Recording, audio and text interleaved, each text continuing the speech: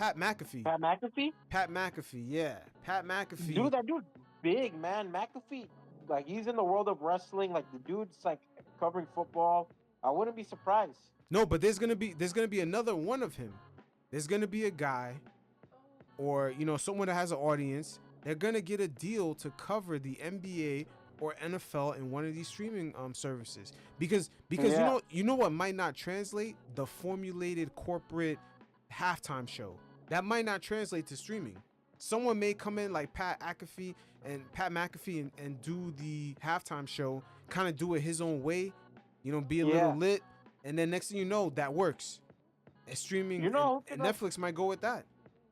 You know who could, like, really transition into that? Like, I think a Draymond Green could translate well into, like, a post-show kind of ordeal. Gilbert Arenas would have been nice for it, but like put Gilbert in a more like but he's formal kind of setting. a wild card, man. But yeah, he's too much of a wild card, man. You're right. But I'm not even talking like recent. I'm talking about historically. Yeah, you're right. He is a wild card. But that wouldn't be a bad direction to go. But one of these NBA players, one of the guys is maybe possibly headed towards retirement. If he sets himself up nice, he could be getting a Peyton Manning type of bag. You know what I mean? Just by calling the games in his own studio. Dude, that'd be fire. Like, I think Paul George could really be good at that. Yeah, Paul George is cool. Like, his podcast is cool, but it's gotta be someone like funny, like what about Blake? Man, nah, but the person already has to be doing it. They gotta. The thing is, this is what these streaming companies might do. But Blake is in comedy already. But does he have an audience to bring over? Like, he has to have a show to bring over to streaming. Oh, okay, I got what you mean. Because I think he could bring eyes, but he needs to be like the second guy. Like, I think, like, Ernie Johnson already had a show, right? All he did was bring in Charles Barkley, and the show became perfect. True, but that's under cable. The thing is, it's kind of the Pat McAfee formula. You already have a show. We see the numbers. We see it's working. Let's translate that over. You could stream it still on YouTube or whatever, but we're gonna stream it also on Netflix. What if JJ Redick wasn't the head coach? Say that again. What if JJ never took the head coach job? Nah, he's not. He's boring, bro. Like, a lot of people, I love his show, but a lot of people, like the more casuals, they don't like listening to him. Draymond Green. I mean, maybe Kevin Garnett and Paul Pierce. They're funny. Yeah, those streams would be funny, but those guys are wild cards too, man. It's a very tricky. Carmelo Anthony. Carmelo Anthony would probably work for it. Yeah, he's very good at the whole branding thing. He could be funny, but he knows how to toe the line. Yeah, he knows. Carmelo Anthony could be one. Dwayne Wade. It seems like he's made a podcast. I think maybe you could have him. There's a lot of guys you could. You know what? You know what'd be funny if Carmelo Anthony did a show with what's his name from the Hawks, that point guard, the one with the show. He won the championship with the Bucks. Oh, okay. Jeff Teague, yeah. If they could have Jeff Teague, like, if they could censor him, is charismatic. Yeah, him and Melo together doing a show would be hilarious. They just let Jeff Teague be him, but like don't OD with the cursing. That would be hilarious. You can get away with cursing on a streaming platform, though. Yeah, you're right. I didn't even think of it that way. You're right. Bro, why not scratch Carmelo Anthony off? Why not just have like Jeff Teague and his co-host, because they seem to have really good chemistry together. But why would you mess with that chemistry? True. Like, why not just bring in that whole part? Like, you don't even need Carmelo Anthony. Just bring in that whole podcast of Jeff Teague and like two of his like friends, and just have the time of your life. Like, listen to them break down the league or have fun.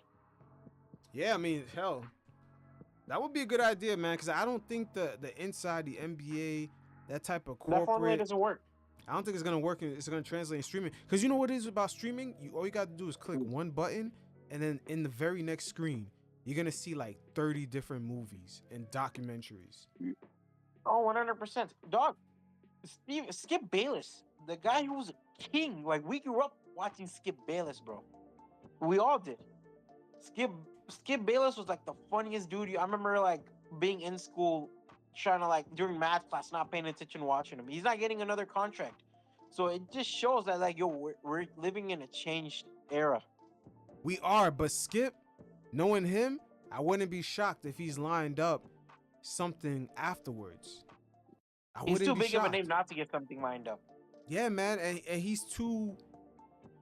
he's proven. I'm not gonna lie, even though he's old, because it's the thing that most people do. They kind of prejudge older people, but Skip kind of has been ahead of the curve.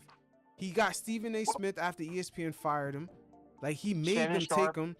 He took a chance on Shannon Sharp. No one else was ever thought about putting Shannon Sharp in that position, but he did. He has good actor talents. Yeah, he's been. I'm giving it up to Skip. I believe Skip can make something work. I think, you know what I think about Skip? His last few days at Fox Sports, he might have, took the foot off Burned the gas. bridges. No, he might have took the foot Yeah. off the gas on purpose. Cause he seems You think more it was- mellow, more chill. Yeah, I think it was much more because I think ESPN was able to open up more. No, I'm talking about right now, like on his way out of Fox Sports. Oh, He hasn't been the same. You know how Skip yells and slams on the table? He- passionate. Yeah, he doesn't do any of that. He's more like, no, he's monotone. There's He's no bored. there's no energy. There's no like emotion in his language.